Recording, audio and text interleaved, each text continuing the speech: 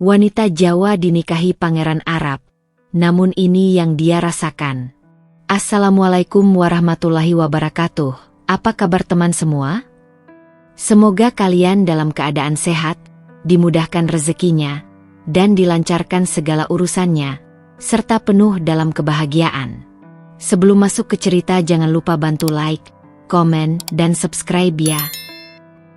Udara pagi di desa kecil di Jawa Tengah itu masih dingin menusuk tulang, meski matahari mulai mengintip dari balik bukit di kejauhan. Kabut tipis merayap di atas pematang sawah, menyelubungi hamparan padi yang mulai menguning. Embun menitik di ujung-ujung daun singkong di belakang rumah, berkilau diterpa cahaya mentari yang malu-malu menembus awan. Raras berdiri di depan rumah panggung sederhana yang sebagian kayunya mulai rapuh dimakan usia. Tangannya menggenggam erat ransel hitam yang sudah penuh berisi pakaian seadanya, sebagian baru, sebagian warisan dari kakak sepupunya yang dulu juga pernah bekerja di luar negeri. Nafasnya berat, seolah setiap tarikan udara pagi membawa beban yang menekan dadanya. Ia belum pernah keluar dari desa ini, apalagi keluar negeri. Perjalanan hari ini akan membawanya jauh melintasi laut dan benua, ke tanah yang bahkan namanya dulu hanya ia dengar dari televisi, Arab Saudi.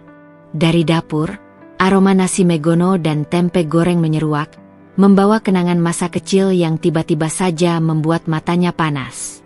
Ibunya, Sumiati, berdiri di sana dengan kain jarik yang dililit rapi, sibuk membungkus nasi itu dalam kotak bekal plastik.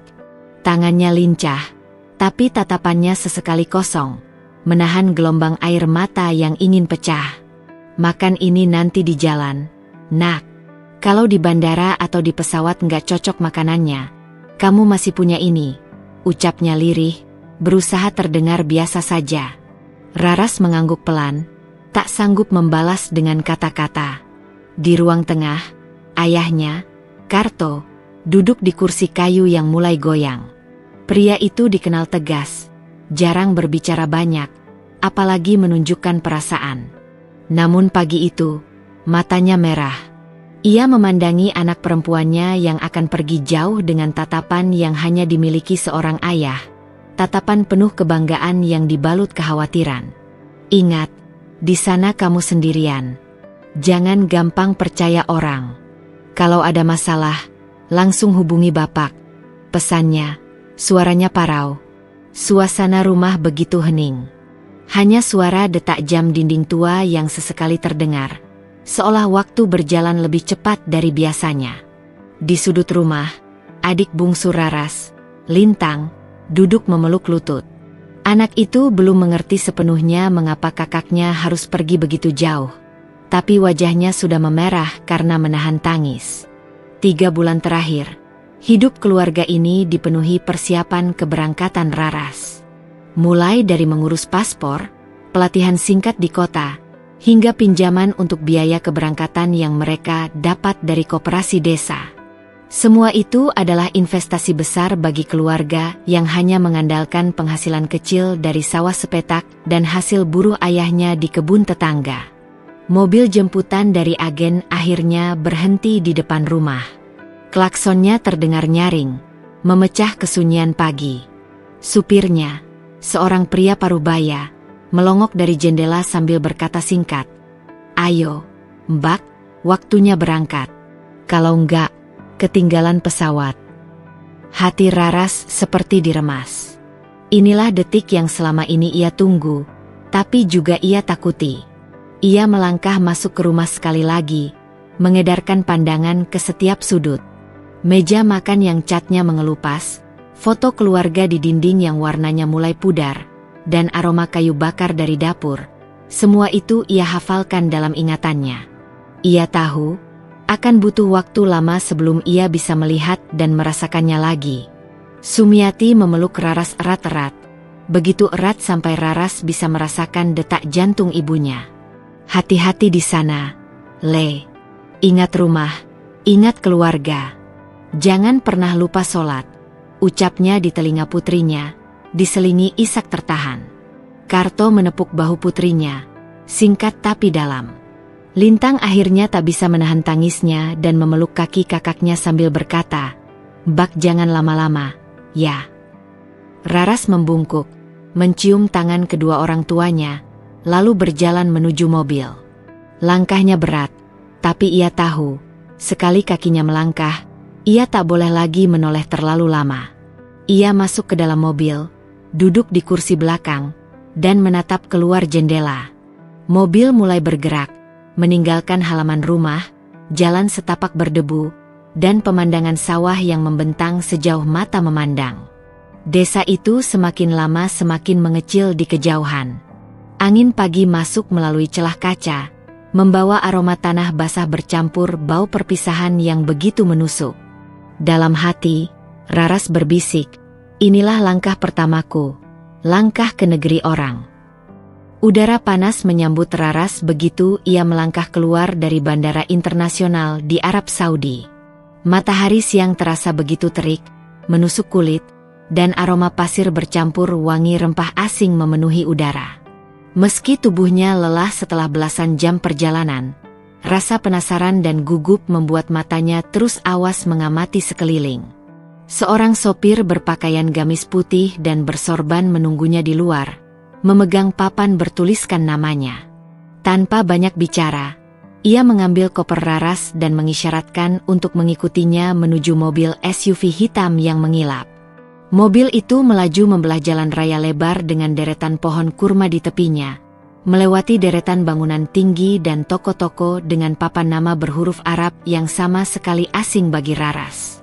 Hampir 1 jam kemudian, mobil itu memasuki kawasan elit yang dikelilingi pagar tinggi dan gerbang megah. Begitu pintu gerbang terbuka, Raras ternganga.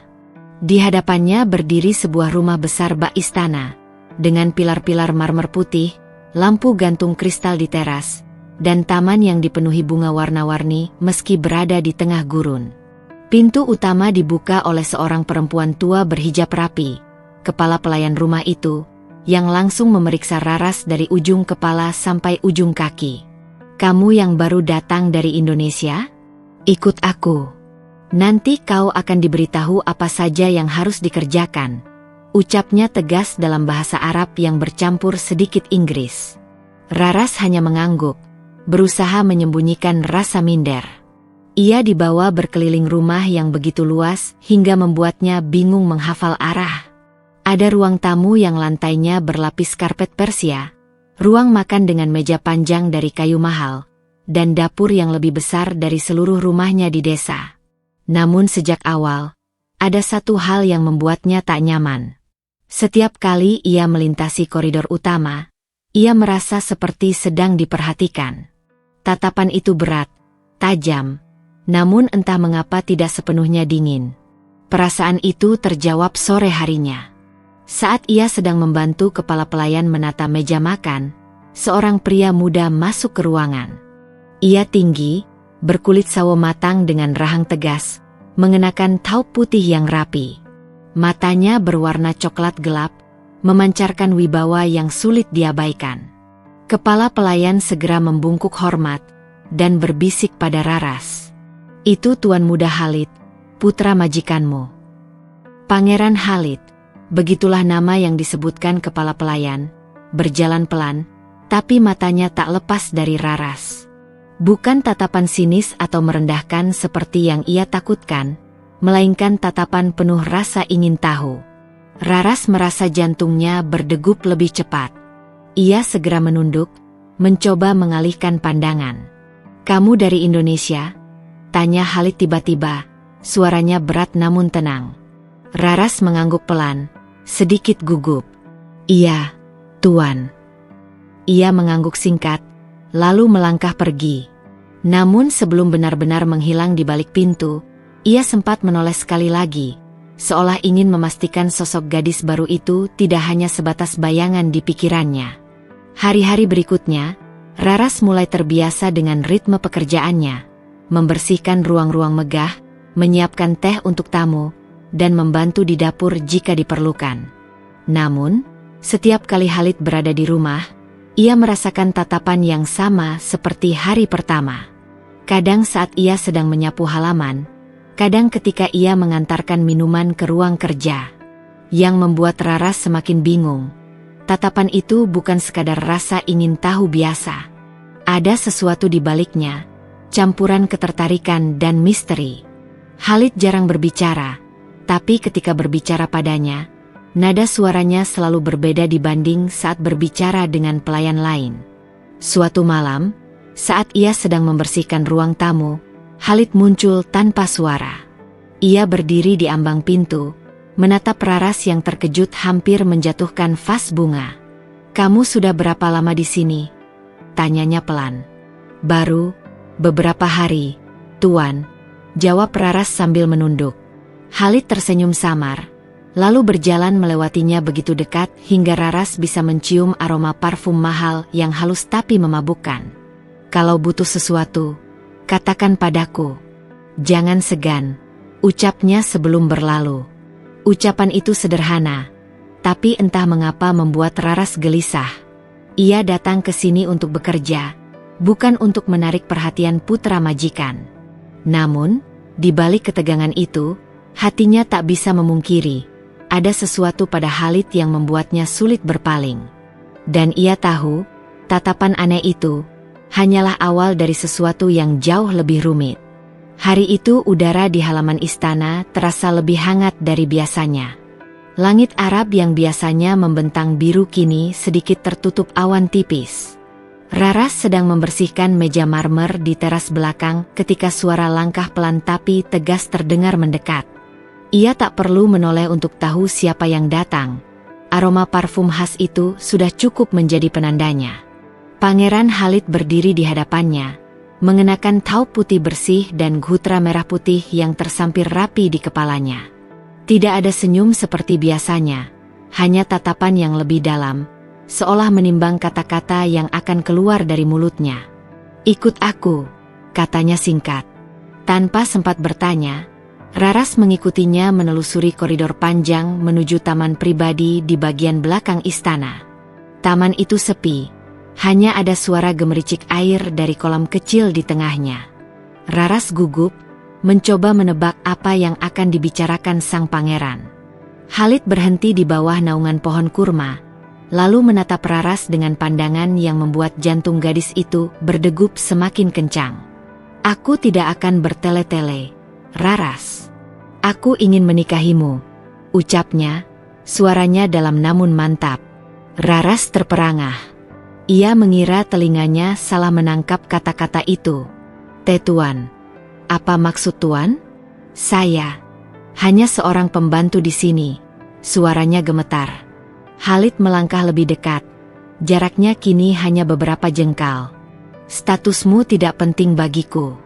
Aku sudah melihat banyak wanita di dunia ini, tapi tidak ada yang membuatku merasa seperti saat melihatmu. Kau berbeda." Ucapan itu mengguncang hati Raras. Namun sebelum ia sempat menjawab, langkah cepat terdengar dari arah pintu taman. Seorang wanita paruh baya masuk dengan wajah tegang. "Nyonya Fatimah, ibu Khalid." "Khalid, apa yang kau lakukan?" Suaranya nyaring, tatapannya menusuk ke arah Raras. "Kau ingin mempermalukan keluarga kita dengan menikahi dia? Seorang pekerja dari desa di negeri asing." Raras menunduk dalam, rasa malu dan takut bercampur jadi satu. Namun Khalid berdiri tegak, menatap ibunya dengan sorot mata membara. "Ibu, aku sudah memutuskan. Raras akan menjadi istriku. Tidak ada yang bisa mengubah itu." Kata-katanya seperti pedang yang membelah udara. Nyonya Fatimah terdiam sejenak, lalu mendengus kesal sebelum meninggalkan taman dengan langkah cepat, sambil melemparkan tatapan tajam pada Raras. Sejak kejadian itu, suasana di rumah berubah. Para pelayan berbisik-bisik setiap kali Raras lewat. Ada yang memandangnya iri, ada pula yang memandang dengan sinis. Namun yang paling membuatnya tertekan adalah dinginnya sikap Nyonya Fatimah dan beberapa anggota keluarga besar. Malam itu, Khalid memanggilnya ke ruang kerja pribadi. "Aku tahu ini berat bagimu, Raras. Tapi percayalah, aku akan menjagamu." Kau tidak akan kekurangan apapun. Aku akan melindungimu dari siapapun yang mencoba merendahkanmu. Raras menatap mata Khalid, mencari kebohongan di sana, tapi yang ia lihat hanyalah keteguhan. Tapi Tuan, bagaimana dengan keluargamu? Mereka jelas tidak menginginkan saya, ucapnya pelan. Khalid tersenyum tipis. Biarkan aku yang mengurus mereka. Kau hanya perlu percaya padaku. Ucapan itu, ditambah sorot matanya yang penuh keyakinan, membuat pertahanan hati Raras mulai runtuh. Ia tahu jalan ini akan penuh duri, tapi janji-janji manis itu membuatnya ingin percaya bahwa mungkin, hanya mungkin, ia bisa bahagia di sisi lelaki ini. Baiklah, Tuan. Saya menerima, jawab Raras akhirnya, suaranya hampir berbisik. Senyum Khalid melebar, dan tanpa ragu ia meraih tangan Raras, mengecupnya dengan lembut. Mulai hari ini, kau bukan lagi sekadar pekerja di rumah ini. Kau calon istriku, dan suatu hari nanti, kau akan menjadi permaisuri hatiku. Raras tak tahu bahwa keputusan ini akan mengubah seluruh hidupnya, untuk selamanya. Hari itu, istana keluarga Khalid bersinar lebih megah dari biasanya. Lampu-lampu kristal yang tergantung di langit-langit aula besar memantulkan cahaya keemasan, menghiasi setiap sudut ruangan bak kilauan permata. Karpet merah terbentang dari gerbang utama hingga ke panggung pelaminan yang dipenuhi bunga mawar putih dan lilac impor dari Eropa. Raras berdiri di balik pintu besar aula, jantungnya berdegup kencang. Tubuhnya dibalut gaun pengantin berwarna gading yang berkilau setiap kali terkena cahaya. Kainnya jatuh anggun menyapu lantai, dihiasi bordiran emas halus di setiap tepiannya. Mahkota tipis bertatahkan berlian tersemat di rambutnya yang ditata rapi, membuatnya tampak seperti putri dari negeri dongeng. Pelayan khusus menghampiri, memegang gaun agar tidak tersangkut, sementara seorang penata rias memberi sentuhan terakhir pada lipstiknya. "Madam, waktunya berjalan," bisik salah satu pelayan dalam bahasa Inggris yang halus. Ketika pintu besar terbuka, suara musik orkestra memenuhi ruangan. Semua mata tertuju padanya. Bisik-bisik terdengar dari para tamu, sebagian terpesona, sebagian masih menyimpan raut heran melihat seorang gadis sederhana dari Jawa kini berdiri di tengah kemewahan ini. Di ujung karpet merah, Khalid menunggu. Ia tampak gagah dalam busana resmi khas bangsawan Arab, thawb putih bersih, bist hitam berlapis benang emas, dan ikat kepala agal yang dikenakan sempurna. Senyumnya hangat, sorot matanya tak lepas dari Raras. Langkah demi langkah terasa panjang. Raras seperti berjalan di antara mimpi dan kenyataan. Di sekelilingnya, deretan meja penuh hidangan mewah, daging kambing panggang utuh berbalut rempah, piring-piring perak berisi buah impor, dan gelas kristal yang memantulkan cahaya lampu. Aroma rempah bercampur manisnya bunga memenuhi udara. Upacara berlangsung dengan hikmat. Kata-kata ijab kabul diucapkan dalam bahasa Arab, diterjemahkan oleh penerjemah pribadi keluarga. Ketika nama Raras disebut, dadanya terasa hangat sekaligus berat. Tepuk tangan bergemuruh saat pernikahan mereka resmi dinyatakan sah. Sesi resepsi dimulai. Raras dan Khalid duduk di kursi pelaminan berhias ukiran emas. Tamu-tamu penting berdatangan, mulai dari kerabat kerajaan, pengusaha ternama, hingga duta besar dari berbagai negara. Kilatan kamera dari fotografer istana tak henti-hentinya membidik mereka. Namun di sela semua kemewahan itu, Raras sempat menangkap tatapan Nyonya Fatimah dari kejauhan. Tatapan yang dingin, seolah mengingatkan bahwa penerimaannya di keluarga ini belum sepenuhnya terjadi. Malam mulai turun, dan pesta pun berakhir. Para tamu pamit, musik orkestra mereda, dan aula perlahan kosong. Raras dibawa menuju kamar pengantin yang terletak di sayap timur istana. Kamar itu begitu luas hingga Raras merasa seperti berada di dalam suite hotel mewah. Tirai sutra berwarna krem melambai lembut tertiup angin dari balkon. Sebuah ranjang berkanopi emas berdiri megah di tengah ruangan, dengan spray satin lembut dan tumpukan bantal empuk. Aroma mawar dan gaharu memenuhi udara, membuat suasana semakin intim. Khalid masuk beberapa menit kemudian, menutup pintu perlahan. Ia kini hanya mengenakan taup sederhana, tampak lebih santai dibanding saat resepsi. Ia berjalan mendekat, menatap Raras dengan senyum samar. Akhirnya, kita resmi menjadi suami istri, ucapnya pelan, namun suaranya mengandung nada yang sulit ditafsirkan, antara kelembutan dan sesuatu yang lebih dalam. Raras menunduk, mencoba menenangkan degup jantungnya yang tak karuan. Semua yang terjadi hari ini terasa seperti mimpi, tapi malam ini adalah bab yang sama sekali baru. Bab yang belum pernah ia bayangkan sebelumnya. Khalid mendekat, jaraknya hanya sejengkal. Tangannya terulur, menyentuh lembut pipi Raras, membuat gadis itu menahan napas. Tatapan mata Khalid berubah, lebih intens, lebih mendominasi. Raras tahu, malam pertama ini akan menjadi awal dari kisah yang tidak akan pernah sama lagi. Dan entah mengapa, di balik rasa gugupnya, ada firasat bahwa mulai malam ini, mimpi indahnya mungkin tak akan selamanya indah. Malam itu, aroma dupa mahal bercampur wangi mawar memenuhi kamar pengantin. Lampu gantung kristal memancarkan cahaya lembut yang memantul di dinding-dinding berlapis emas. Raras duduk di tepi ranjang, tangannya gemetar memegang kain tipis gaun malam yang baru saja diberikan pelayan. Hatinya berdebar, bukan karena rindu atau cinta, melainkan karena rasa takut yang semakin membesar sejak pintu kamar itu tertutup. Khalid masuk perlahan. Jubah putihnya kini berganti dengan pakaian tidur khas bangsawan Arab, sutra hitam yang licin berkilau. Tatapannya menusuk, dingin, dan berbeda dari senyum yang selalu ia pamerkan di depan orang lain. Raras mengerjap, mencoba mencari secuil kelembutan yang dulu pernah ia lihat pada pria itu. Tapi malam ini, mata itu hanya memancarkan sesuatu yang gelap. "Lepaskan bajumu," perintahnya datar. Raras terkejut, bibirnya ingin membantah, tapi suaranya tercekat.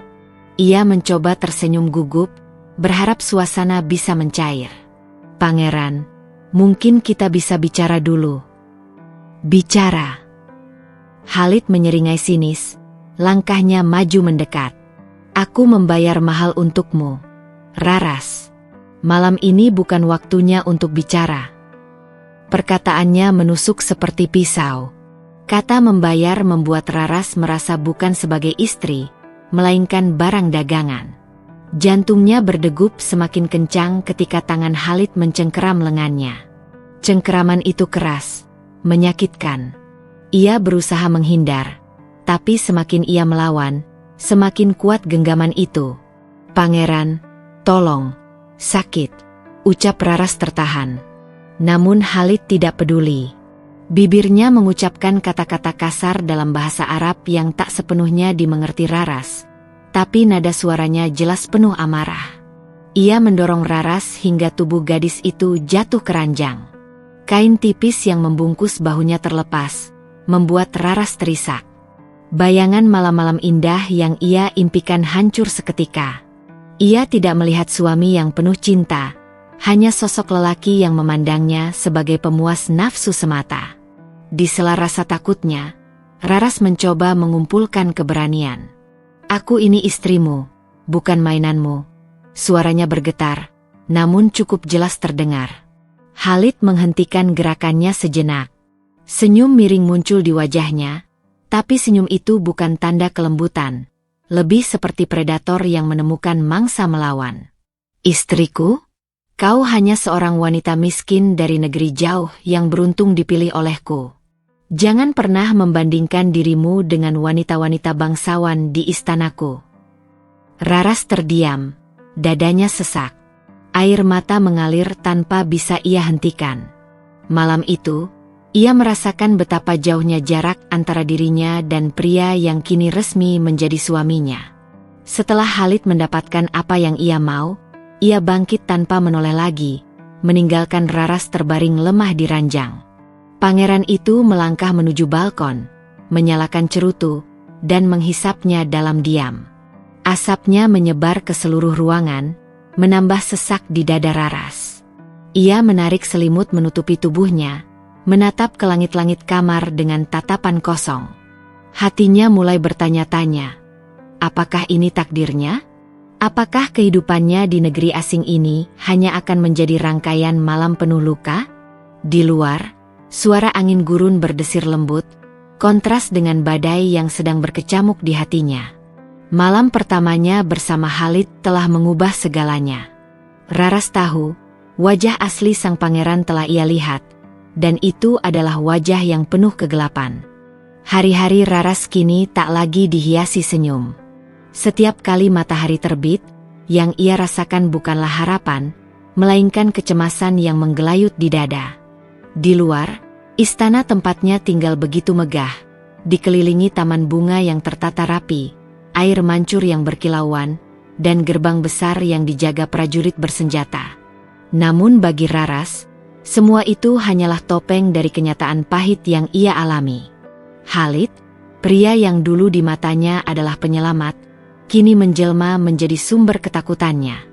Ia tak pernah tahu kapan amarah suaminya akan meledak. Kadang hanya karena ia terlambat menyiapkan teh, atau sekadar salah meletakkan sorban, bentakan keras langsung menggelegar di telinganya. Pernah suatu sore, Raras duduk di balkon, menatap langit senja. Angin berhembus lembut, membawa aroma rempah dari dapur istana. Sesaat ia merasa tenang, sampai langkah berat Khalid terdengar mendekat. "Kenapa kau duduk di sini?" bentaknya tanpa alasan jelas. Raras tergagap menjawab, namun sebelum kata-kata terucap, tangan besar itu sudah menarik lengannya dengan kasar. Pergelangan tangannya memerah, dan ia hanya bisa menahan air mata agar tak jatuh. Di malam-malam tertentu, Raras sering terjaga karena suara teriakan Khalid kepada pelayan istana. Ia tahu, kemarahan itu sewaktu-waktu bisa beralih kepadanya. Ia hidup seperti berjalan di atas lantai kaca tipis. Setiap langkah harus penuh kehati-hatian. Takut kalau salah sedikit, kaca itu pecah dan menghancurkannya. Namun di balik ketakutannya, ada secercah keberanian yang mulai tumbuh. Raras mulai mencatat setiap kejadian buruk di sebuah buku kecil yang ia sembunyikan di bawah kasurnya. Ia tahu, suatu hari bukti itu akan berguna. Meski Khalid mengurungnya, ia masih punya akal untuk menyusun rencana kecil demi kebebasannya. Kadang, saat Khalid pergi berburu atau menghadiri jamuan kerajaan, Raras berbincang singkat dengan Mariam, pelayan tua yang sejak awal bersikap hangat padanya. Mariam menatapnya penuh iba, lalu berbisik, "Anakku, aku tahu apa yang kau alami. Jangan padamkan harapan. Bahkan di tengah gurun, bunga bisa tumbuh." Kata-kata itu melekat di hati Raras, menjadi pengingat bahwa masih ada jalan keluar dari penjara emas ini. Tetapi sampai hari itu tiba, ia harus terus bertahan, menelan setiap rasa sakit, dan berpura-pura kuat. Sebab di mata dunia luar, ia hanyalah istri pangeran yang hidup bergelimang kemewahan. Tak ada yang tahu bahwa di balik dinding megah itu, ia hanyalah burung yang sayapnya patah, berjuang mencari celah untuk terbang bebas. Raras sering menangis di sudut kamarnya, memeluk lutut sambil menatap kosong ke arah jendela yang tertutup tirai tebal. Di balik jendela itu, langit Arab tampak memutih oleh debu gurun. Tidak ada aroma tanah basah seperti di kampungnya di Jawa. Tidak ada suara ayam berkokok atau jangkrik bernyanyi di malam hari. Yang ada hanya angin kering yang menghempas, membawa butir pasir halus masuk lewat celah kecil. Ia rindu sekali pada keluarganya, pada wajah tua ibunya yang selalu tersenyum meski lelah, pada suara renyah adik-adiknya saat bercanda, bahkan pada aroma dapur rumah yang selalu tercium rempah kunyit dan bawang goreng setiap sore. Kerinduan itu bukan sekadar rasa ingin bertemu, tapi seperti lubang besar di dada yang terus menganga, menghisap habis semua semangat hidupnya. Berulang kali Raras mencoba meminta izin kepada Khalid untuk sekadar menelpon ibunya lewat video call. Namun setiap kali ia mengutarakan keinginannya, wajah Khalid mengeras, matanya menyipit tajam. Kamu di sini adalah istriku. Keluargamu di Indonesia tidak ada urusan lagi denganku. Lupakan mereka, Raras, ucap Khalid suatu malam, dengan nada dingin yang membuat darahnya berdesir ketakutan. Sejak saat itu, Raras tak lagi berani memohon. Tapi diam-diam, ia menyimpan sebuah ponsel kecil, hadiah dari salah satu pembantu rumah tangga yang kasihan padanya. Ponsel itu tidak terhubung ke internet, tapi ia menuliskan semua rindunya dalam catatan, seolah menulis surat untuk keluarganya. Setiap malam, sebelum tidur, ia akan menulis panjang lebar, tentang makanan yang ia rindukan, tentang hujan yang ia impikan, tentang pelukan ibu yang sudah terlalu lama tak ia rasakan. Namun setiap kali ia menulis, air matanya jatuh membasahi layar ponsel. Ada rasa takut yang menekan dadanya. Takut jika Khalid menemukan ponsel itu. Sebab Khalid bukan hanya melarang ia pulang, tapi juga mengancam akan menghancurkan hidup keluarganya di Indonesia jika ia nekat. Ancaman itu membekas kuat di benaknya, membuatnya terjebak dalam dilema yang menyakitkan, memilih diam dan aman, atau memberontak dan kehilangan segalanya. Suatu sore, Raras duduk di balkon lantai 2, memandang matahari yang tenggelam di balik gurun. Warna oranye langit mengingatkannya pada senja di sawah belakang rumahnya dulu. Tanpa sadar, ia menutup mata dan menghirup udara dalam-dalam, membiarkan ingatan itu datang. Dalam lamunannya, ia seperti kembali ke kampung, melihat ibunya menjemur pakaian di halaman, mendengar suara anak-anak kecil berlari di jalanan tanah. Tapi lamunannya pecah ketika suara langkah berat Khalid terdengar dari belakang. Raras segera berdiri, menunduk. "Apa yang kau pikirkan?" tanya Khalid tajam. Tidak ada," jawab Raras terbata. Khalid mendekat, menatap matanya dalam-dalam. "Aku sudah bilang, berhenti merindukan tempat itu. Di sini rumahmu. Aku tidak mau mendengar lagi soal Indonesia. Mengerti?" Raras hanya mengangguk, meski hatinya memberontak. Malam itu, Raras kembali menangis dalam diam. Tapi kali ini, ada tekad kecil yang mulai tumbuh di dalam hatinya. Tekad untuk suatu hari, entah kapan, ia akan kembali menginjak tanah Jawa, memeluk ibunya, dan menghirup udara basah yang ia rindukan setiap detik. Kerinduan itu menjadi semacam cahaya kecil di tengah gelapnya hidupnya bersama Khalid. Dan Raras tahu, selama cahaya itu belum padam, ia masih punya alasan untuk bertahan. Malam itu, ketika seluruh istana sudah sunyi dan hanya terdengar denting jam dinding tua di lorong, Raras duduk di tepi ranjangnya. Udara terasa dingin, bukan hanya karena angin gurun yang menyelinap lewat celah jendela, tetapi juga karena perasaan hampa yang membeku di dalam dirinya. Hari-harinya seperti penjara tanpa jeruji. Di luar ia terlihat cantik, terawat, dan hidup di tengah kemewahan. Namun di dalam, hatinya retak berkeping-keping. Di tengah kesepian itu, sebuah suara berbisik dari balik pintu. "Madam Raras, ini aku, Laila." Raras tertegun. Ia mengenal suara itu, pelayan asal Filipina yang sering membawakannya teh di pagi hari. Raras segera membuka pintu, dan Laila menyelinap masuk dengan langkah hati-hati. "Aku tahu bagaimana rasanya tinggal di sini," kata Laila, matanya penuh empati. "Kau pikir hanya kau yang mengalami perlakuan buruk dari Sultan. Banyak wanita di istana ini yang pernah merasakan hal yang sama. Hanya saja, mereka memilih diam." Raras menatapnya lekat-lekat. "Lalu kenapa kau membantuku? Kau tidak takut?" Laila tersenyum pahit. "Takut itu sudah jadi makanan sehari-hari di sini. Tapi aku lebih takut kalau kita terus diam dan membiarkan hidup kita direnggut begitu saja." Dari saku bajunya, Laila mengeluarkan selembar kertas kecil yang dilipat rapi. Di atasnya, ada gambar denah bagian belakang istana, lengkap dengan jalur pengawasan penjaga dan titik-titik buta yang jarang dilalui. "Aku sudah mengamati ini selama berbulan-bulan. Ada jalan keluar, tapi butuh keberanian dan waktu yang tepat." Raras memandangi denah itu lama sekali. Tangannya gemetar ketika menyentuhnya, bukan karena takut tertangkap, tapi karena untuk pertama kalinya sejak menikah dengan Sultan, ia merasa ada secercah harapan. "Kenapa kau memberikannya padaku?" tanya Raras pelan. Laila menatapnya dalam. "Karena aku melihat matamu. Itu mata seorang perempuan yang tidak mau menyerah. Dan aku butuh orang seperti itu untuk keluar dari neraka ini." Malam demi malam, mereka mulai bertemu diam-diam di dapur belakang istana, pura-pura sedang mengatur bahan makanan. Sambil menyiapkan roti dan teh, mereka membicarakan detail rencana. Kapan penjaga paling lengah, siapa yang bisa mereka percayai, dan bagaimana cara melewati gerbang tanpa menimbulkan kecurigaan. Laila juga mengajarkan Raras beberapa trik kecil untuk menghindari amarah Sultan. Jangan tatap matanya terlalu lama ketika dia marah. Tarik napas pelan, dan tunggu sampai dia selesai bicara. Dia benci kalau orang memotong ucapannya, bisik Laila suatu malam.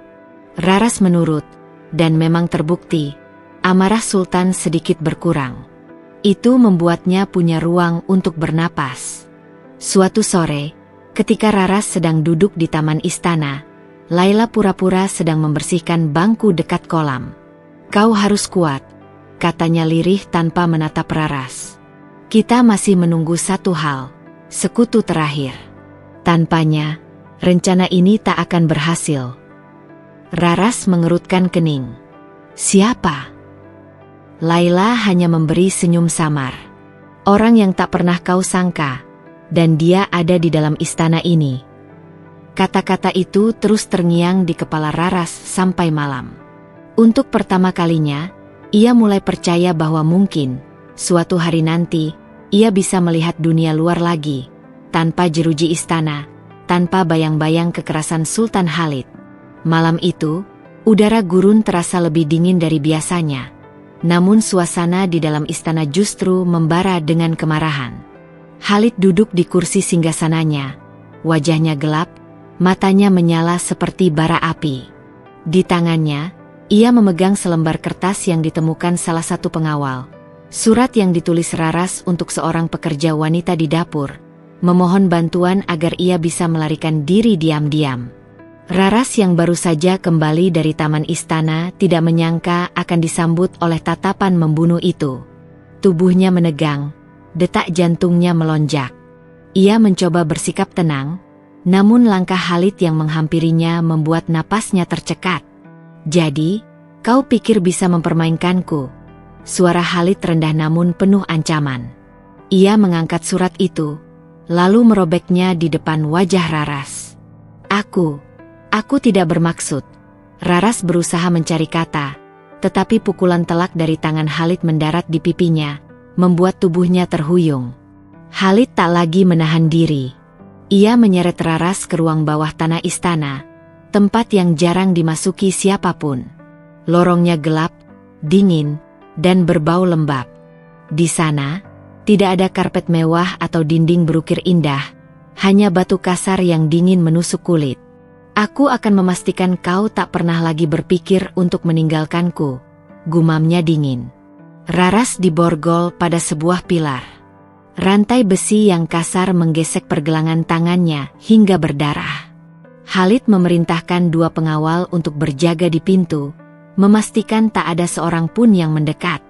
Waktu terasa berjalan lambat. Setiap jam, Khalid datang, membawa cambuk kulit. Ia tidak hanya memukul secara fisik, tetapi juga mengoyak mental Raras dengan kata-kata yang menusuk. "Kau pikir ada yang akan menolongmu? Tidak ada yang peduli. Di luar sana, gurun akan membunuhmu sebelum kau sempat melangkah 100 meter." Hari berganti malam, dan Raras semakin lemah. Tubuhnya penuh luka, bibirnya pecah, suaranya serak. Sesekali ia merintih, tetapi suara itu lenyap di ruang batu yang dingin. Ia mulai kehilangan kesadaran. Pikirannya melayang di antara rasa sakit dan keputusasaan. Suatu malam, Khalid datang sendirian. Ia menatap Raras yang terkulai, matanya hampir tertutup. Ada kilatan aneh di wajahnya, bukan rasa iba, melainkan kepuasan melihat Raras berada di ambang kematian. Aku ingin kau ingat satu hal, Raras. Hidupmu, napasmu, dan bahkan kematianmu, semuanya ada di tanganku. Ucapan itu terdengar bagai mantra gelap yang menutup semua celah harapan. Namun di sudut hati Raras, bara kecil masih menyala. Meski tubuhnya hampir tak sanggup bergerak, pikirannya berbisik, aku harus bertahan. Kalau aku menyerah sekarang, semuanya akan berakhir. Dan di luar ruang bawah tanah itu, tanpa sepengetahuan Khalid, seseorang diam-diam mulai menyusun rencana untuk menyelamatkannya. Suasana malam itu terasa begitu sunyi, namun dada Raras bergemuruh. Angin gurun yang panas siang hari kini berubah menjadi dingin menusuk tulang. Di kejauhan, lampu-lampu istana yang megah tampak seperti benteng tak tersentuh, seakan ingin menahan siapapun yang mencoba keluar. Tapi malam ini, ia harus pergi, meski nyawanya taruhannya. Laila, sahabat yang diam-diam telah menjadi malaikat penolong, meraih tangan Raras dengan cengkeraman kuat. "Ayo cepat, jangan menoleh ke belakang," bisiknya, matanya penuh waspada. Di ujung koridor belakang istana, seorang pria parubaya dengan wajah keras namun mata teduh sudah menunggu. Dialah Yasin, sopir pribadi salah satu anggota keluarga kerajaan yang tak sengaja mengetahui penderitaan Raras. Ia sudah berpengalaman keluar masuk istana tanpa menimbulkan kecurigaan. Tapi malam ini berbeda, ia akan membawa kabur seorang istri pangeran. "Kita punya waktu kurang dari 2 jam sebelum penjaga berganti shift," ucap Yasin lirih sambil membukakan pintu mobil hitam tanpa plat resmi. Raras masuk ke dalam, jantungnya berdegup kencang. Kedua tangannya gemetar memegang tas kecil berisi paspor, uang tunai, dan selembar foto keluarga yang sudah pudar. Laila duduk di sebelahnya, berusaha menenangkan dengan mengelus punggung tangannya. Mobil melaju pelan melewati gerbang belakang. 2 penjaga berseragam berdiri sambil menguap, tak menaruh curiga.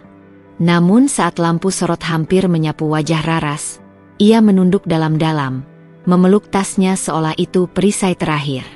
Begitu keluar dari wilayah istana, Yasin menambah kecepatan. Jalanan kota tampak lengang, hanya sesekali dilewati truk pengangkut barang. Suara detik jam digital di dashboard terasa begitu nyaring di telinga Raras. "Kedutaan Indonesia akan buka pukul 8, tapi kita harus sampai sebelum fajar agar aman. Setelah itu, aku tidak bisa menjamin," kata Yasin tanpa mengalihkan pandangan dari jalan. Raras menatap keluar jendela. Bangunan-bangunan tinggi berlampu neon mulai berganti menjadi deretan toko kecil yang tertutup rapat. Bau khas roti dari sebuah toko roti yang masih buka sekilas mengingatkannya pada masa kecil di kampung, sebelum hidupnya berubah menjadi mimpi buruk. Namun tiba-tiba, suara sirene jauh di belakang membuat tubuh Raras menegang. "Itu bukan untuk kita. Semoga saja," gumam Yasin, tapi tangannya menggenggam setir lebih erat. Laila meraih tangan Raras lebih kuat, seakan siap berlari lagi jika diperlukan. Mereka memutar ke jalan kecil, melewati pasar yang sudah sepi. Di sebuah gang gelap, Yasin menghentikan mobil sebentar. "Kita harus menunggu 15 menit. Ada pos polisi di depan yang kadang memeriksa kendaraan," ujarnya. Waktu seakan berjalan lambat. Raras hanya bisa mendengar napasnya sendiri yang tersengal.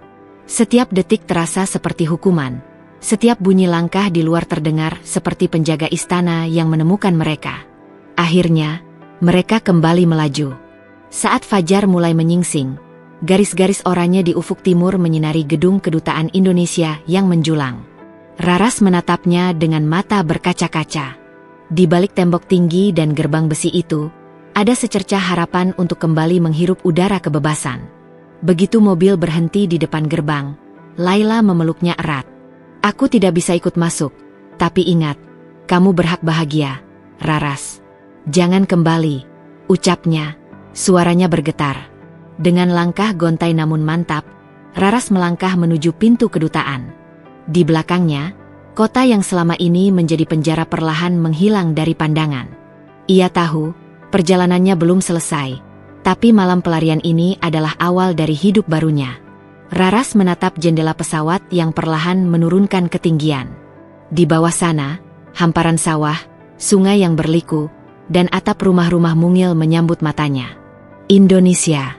Tanah air yang sudah lama ia rindukan, namun kali ini kepulangannya tidak membawa kebahagiaan. Tubuhnya masih menyimpan bekas luka, beberapa masih nyeri setiap kali bergerak. Tetapi yang lebih sulit disembuhkan adalah lukanya di dalam hati. Begitu menapakkan kaki di bandara, Raras hampir tak percaya ia benar-benar bebas. Bau tanah, udara hangat, dan suara hiruk-pikuk orang-orang membuat matanya berkaca-kaca. Namun ia sadar, kebebasan ini bukan tanpa harga.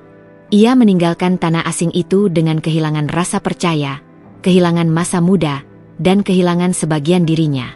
Di gerbang kedatangan, tidak ada keluarga yang menjemput. Sejak keberangkatannya, hubungan dengan keluarganya memang renggang. Keputusan Raras untuk bekerja di luar negeri waktu itu diwarnai konflik. Apalagi saat ia menikah dengan pria Arab yang ternyata hanya memperlakukan dirinya sebagai pelampiasan nafsu. Ia berdiri sendirian, menggenggam koper kecil yang ia bawa, sementara penumpang lain berhamburan ke pelukan keluarga mereka. Hari-hari pertama di Indonesia bukanlah masa pemulihan seperti yang ia bayangkan. Ia harus tinggal di sebuah kos kecil di pinggiran kota. Luka-luka di punggung dan lengannya memerlukan perawatan, tapi uangnya hampir habis. Setiap malam, ia duduk di lantai kamar kos, memandangi obat-obatan murah yang dibelinya, mencoba membersihkan dan membalut sendiri lukanya sambil menahan air mata. Namun di tengah rasa sakit itu, ada secercah tekad yang tumbuh. Raras berjanji tidak akan membiarkan masa lalunya mengubur masa depannya. Ia mulai mencari pekerjaan, meski ditolak berkali-kali karena fisiknya yang terlihat lemah dan bekas-bekas luka di tangannya. Banyak yang bertanya sinis, kok pulang cuma bawa badan begini? Atau, dari Arab? Pasti banyak uangnya, ya. Pertanyaan yang membuat dadanya terasa sesak. Suatu sore, ia berjalan pulang dari wawancara kerja yang lagi-lagi gagal. Di tengah perjalanan, hujan turun deras. Raras berteduh di depan sebuah warung kecil. Pemilik warung, seorang ibu parubaya bernama Bu Wati, menawarinya segelas teh hangat. Dari obrolan singkat, Bu Wati mengetahui sedikit tentang kisah Raras.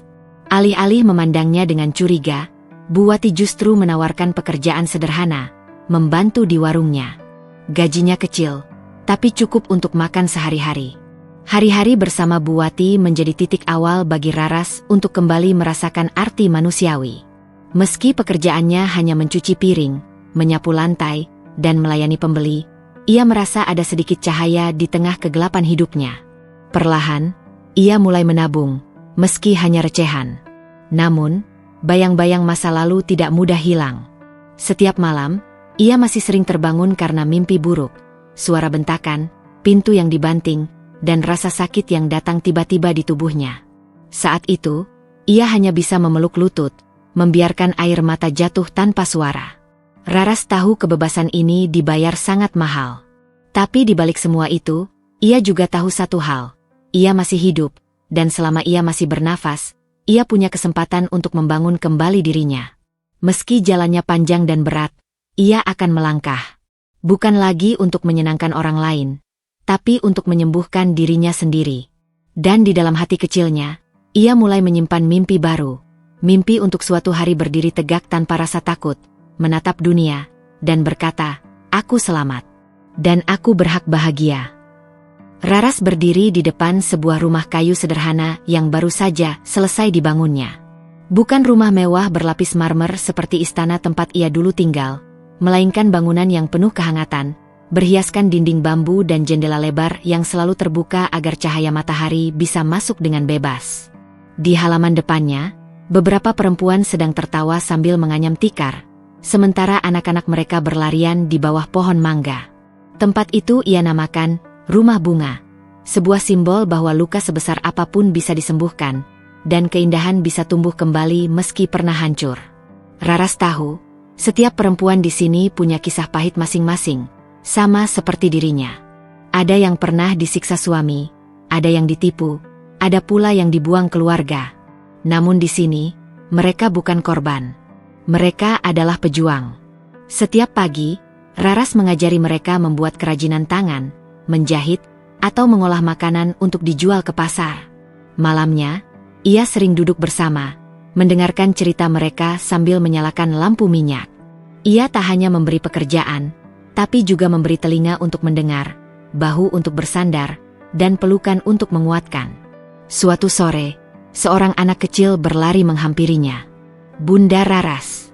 Bunga melati di belakang rumah sudah mekar, serunya dengan wajah berseri-seri. Raras tersenyum, lalu berjalan ke kebun kecil di belakang rumah. Di sana, di antara rerumputan, tumbuh sekuntum melati putih. Ia menatap bunga itu lama, merasakan sesuatu yang hangat memenuhi dadanya. Melati itu sederhana, kecil, tapi wangi dan tegar, sama seperti dirinya sekarang. Dulu, Raras pikir kebahagiaan hanya bisa ia temukan di istana emas bersama pria yang ia cintai. Tapi ia salah. Kebahagiaan itu tumbuh ketika ia bebas, berdiri di atas kakinya sendiri, dan bisa membagikan kekuatan itu kepada orang lain. Saat matahari mulai terbenam, Raras memandang ke arah langit yang berwarna jingga keemasan. Angin sore berhembus lembut, seakan membisikkan bahwa perjalanan hidupnya belum berakhir, tapi baru saja dimulai.